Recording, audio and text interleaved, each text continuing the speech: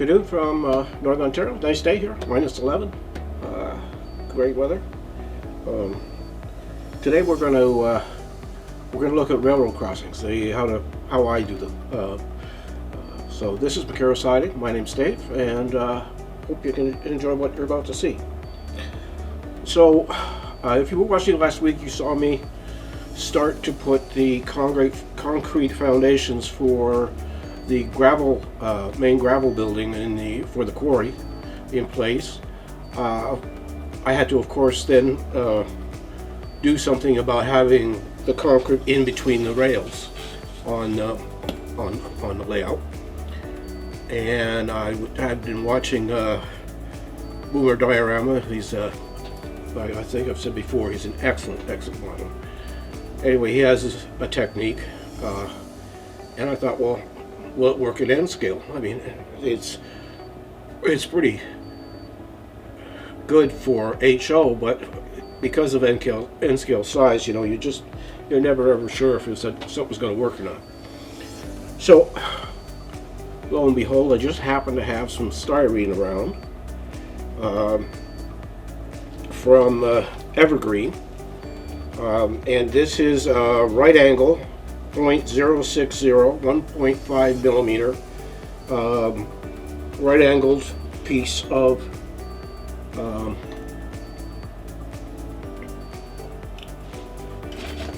on here, we'll just see if we can get it on the screen here. There it is, it's right there. It is tiny, but it's just the right angle. And if you look down at the track that's on this piece of foam, you'll see that between the rails there are two pieces of styrene. And the styrene is put on in such a way that it goes up against the little nubs that hold the rail onto the ties. And that leaves a gap just big enough for your rolling stock and locomotives to go over the track and not get pinched by anything. So what I'm going to do is I'm going to show you how I do this. I'm going to do two, and then I'll switch it over and let you see what I did on the layout, so you can see where that's at. So let's get at it. So first things, where's my, oh there it is, there's my unit. So an average road in Canada is about 26 feet, N scale, 26 feet. So I'm going to take the styrene and cut two pieces .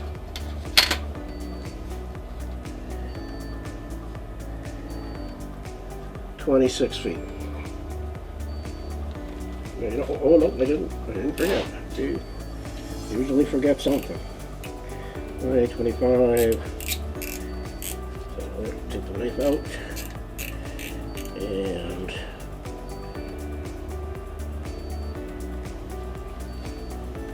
cut. Snap it. Line it up with it again. So we get two pieces that are exactly the same. And cut that. This styrene is from Evergreen, and I got it from Otter Valley Hobbies. This place is amazing. I think they're better than Amazon for fast deliveries. It really is amazing, because I only had one piece of the right angle plastic, and I needed four pieces considerably longer than what I had. So the next step is quite simple. We get some CA. Let me get a couple of little cocktail sticks here. And so what I do is put a drop of CA on the tie, and very carefully push the styrene up against the rail. Now, it's really important that when you put the CA on, that you don't put so much on that you build up a bump of CA inside against the rail, because that's going to cause a derailment right away. On the layout, I couldn't figure out why. I've got a car here. We'll try it on this once we're done here. And so I got up on my bench and leaned way over and looked, and sure shooting, I put on too much CA, and the whole a section of this was a solid piece of CA between the white plastic and the rail. So the car that I was testing with would just automatically pop off. So you got to be very, very careful when you do this, making sure you don't get any CA. So I'm going to put another drop of CA here. And there.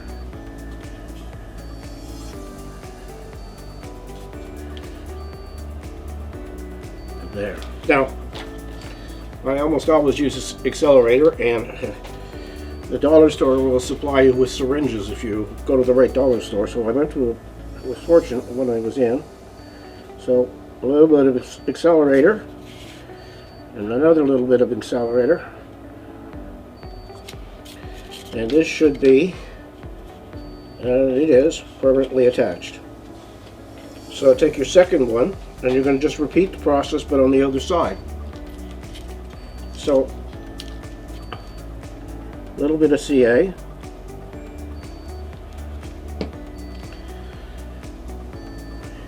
take your angle, put it down.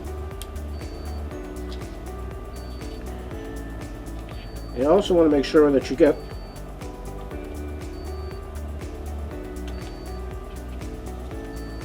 the angle flat, not that you don't want it leaning over in any way. So now I'm going to do it from this side. There we go.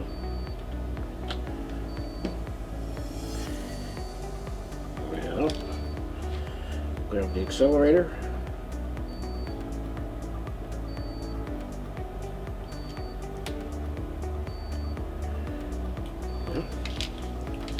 All right, and that's probably the hardest part of this. After this, it's a fairly simple. So there's a couple of ways you can do this now.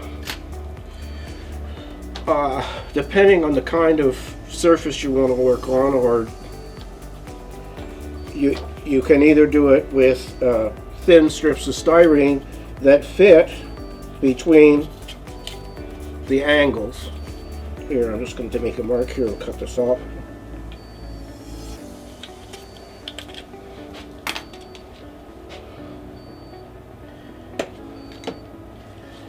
And snap. There we go. And the beautiful features of styrene. Just need to score, and then you can snap it.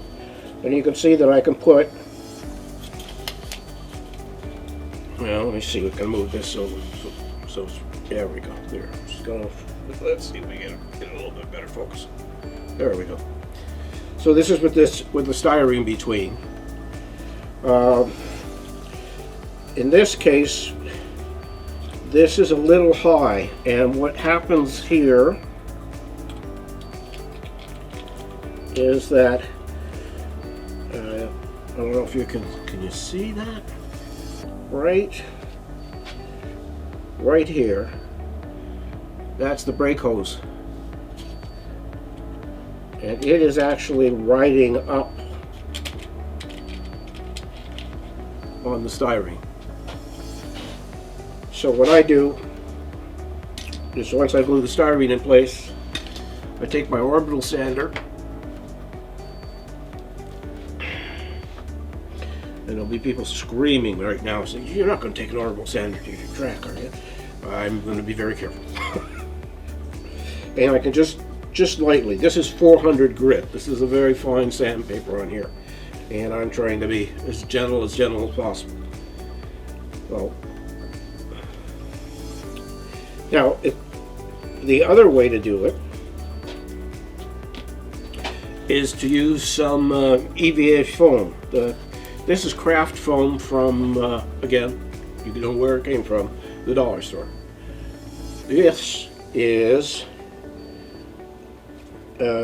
easier to work with in the long run. At least I think it is. So, now usually the packages come in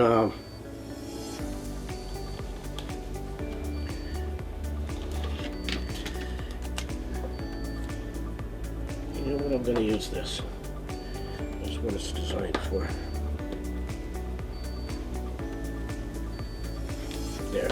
There we go. So, you cut a bit of the foam. Let's go back here. You cut a little bit of foam, and then you start trimming it down so that it fits in between the rails. So this needs to be trimmed a bit.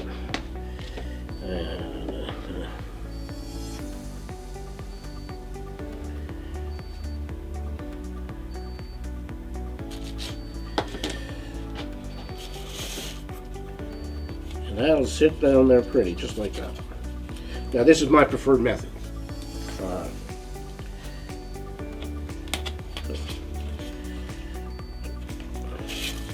Then once you got it to the width that it fits nicely between the plastic,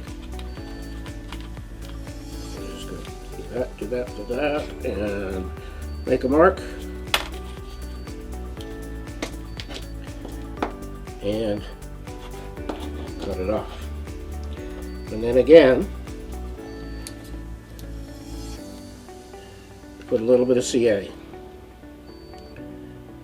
Usually I just do one end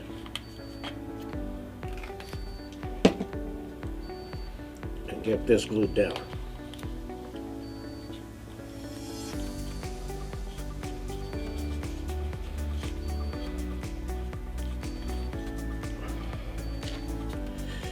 And we'll just give it a squirt there. And now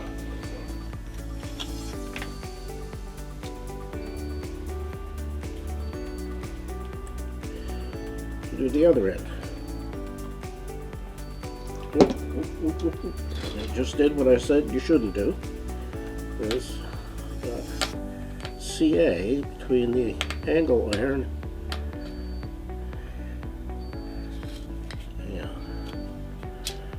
down.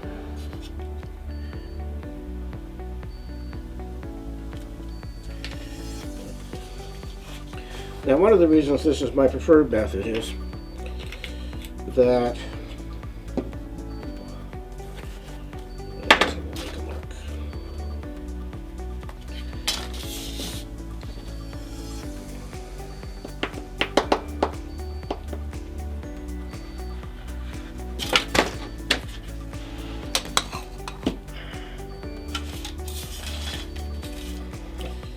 the reason I use, because the foam is miraculously the right thickness to go right up against the track.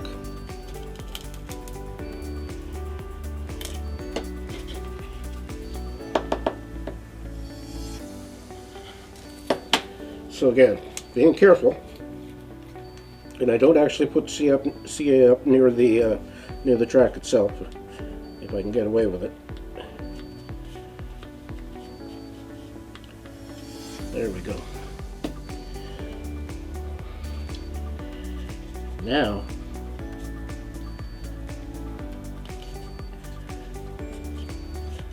I can place that there like that. Forward. Oh, yeah, we're good, I think. We're good. And then along here.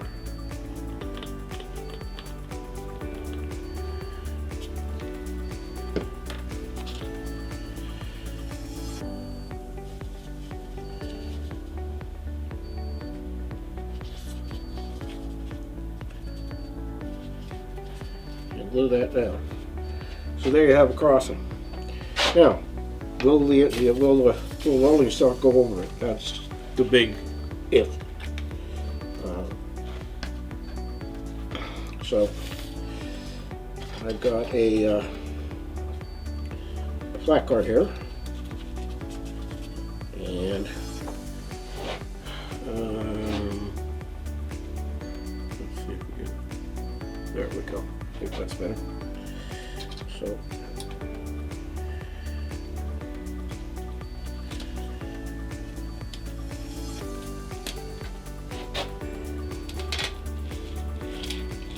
And as you can see, we're okay.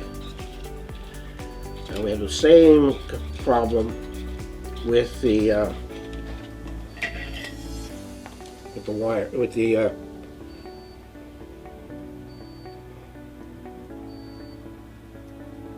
brake hoses.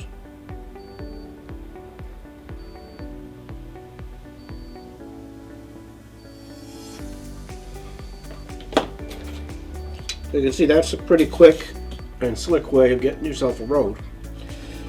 The other way is a lot more messy.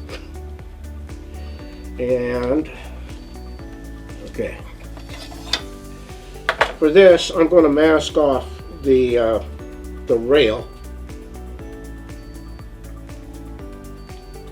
Hang on. Now, did I? Of course, I didn't. I'm going to have to step off camera in a second here. Oh. What I'm doing is I'm putting the tape down over top of the rail and just slightly over top of the plastic angle that we're using. Right. Always losing things here. There we go.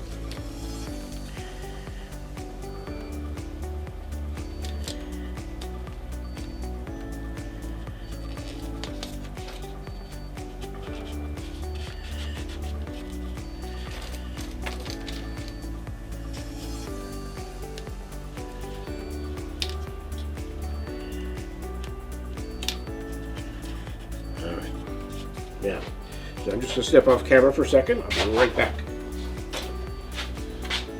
It's all the way around there.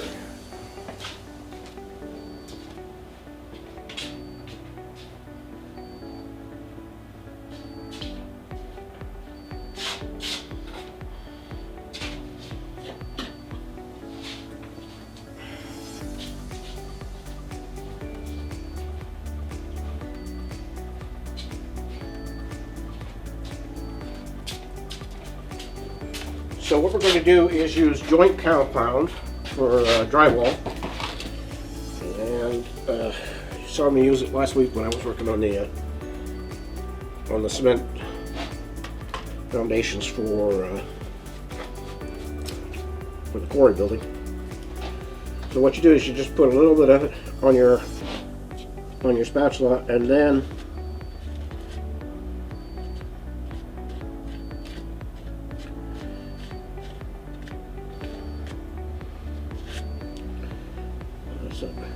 what was it? Ah, there we go.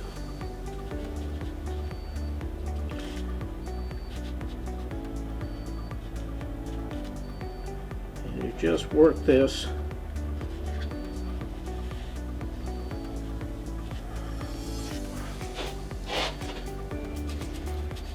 like I say, this is a little bit more messy.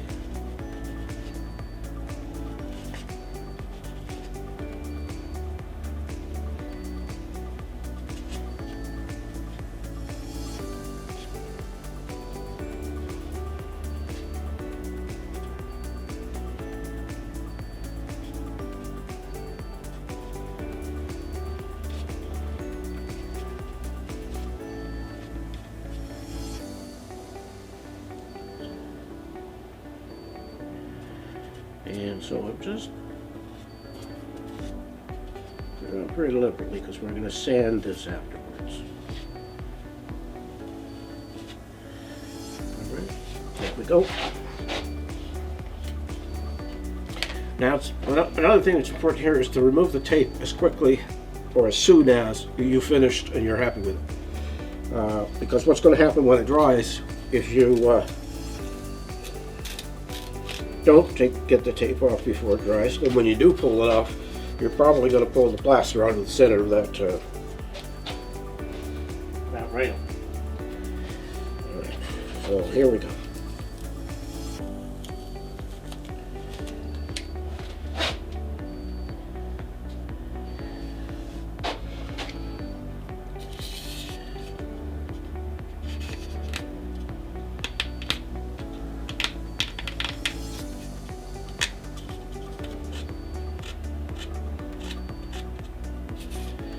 So, I'm going to spin this around, and that's cement, wall compound cement between the rails. Now the nice thing about this is that it is absolutely flush with the top of the rail, so you don't have to worry about it all. You don't have to worry about your brake hoses or anything of the other things that hang off the bottom of your rolling stock. So this is exactly as the way I'm going to do it on the layout itself. I've already put the blue EVA foam in between the rails. Let me see, camera 5, it is. So you could see there it is there with everything smoothed over and ready to go. We'll come back here and we'll go to 1.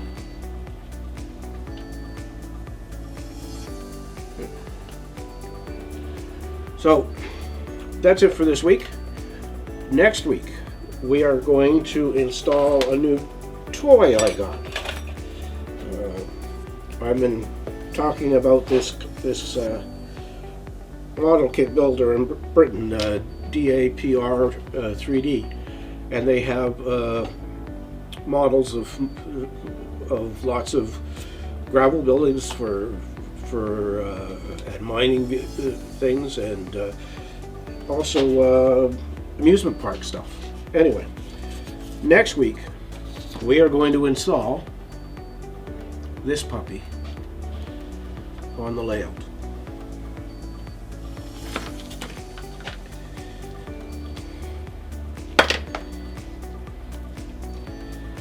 Now I have, of course, I couldn't just leave it the way they sent it to me, so I did a couple of things to it. Nope, I don't want that. I want camera 3. So what I did with this is I bought cage ladders from Shapeway because there was no ladder supplied in the kit, so that you could get from the bottom to the top. So there's cage ladders all the way up one side. The cab didn't have a place for you to step out onto, so I made one of those. And then I used etched brass railings where I did landings or railings, because of course those didn't come in the kit either. And then on this side, where the wires come out, there's an industrial ladder, also a brass unit, and then a little brass platform along this side, right here. And so one of the neat things about this thing, sorry, there we go. One of the neat things about this is it's motorized. And here we go. He says, oh, there it is. So this is going to go in one corner of the quarry. And it's going to be there because if they ever had to remove the crusher from down in the crusher pit, they'd have to bring a crane in and stuff, so they went ahead and put a crane up. Like all model railroading, you're sort of telling the story. So that's next week. We'll run wires down through the baseboard of the layout and bring it out to the front and mount the little rheostat on the front, and it runs off of 2 AA batteries, so it's a 3-volt motor. I also bought, when I bought this, I bought an excavator that also is motorized and it spins too. But I haven't, that's a long way off, that project. So anyway, thank you for watching. I hope you enjoyed it. We'll see you next week. Like, comment, subscribe. We are now at, this would be number 24 of the episodes I've put out, and we have 28 subscribers, which I am really thrilled about. So, once again, thank you very much. I hope you enjoyed this. And like I say, like, comment, subscribe. Subscribing costs you nothing. And we'll see you later. Bye.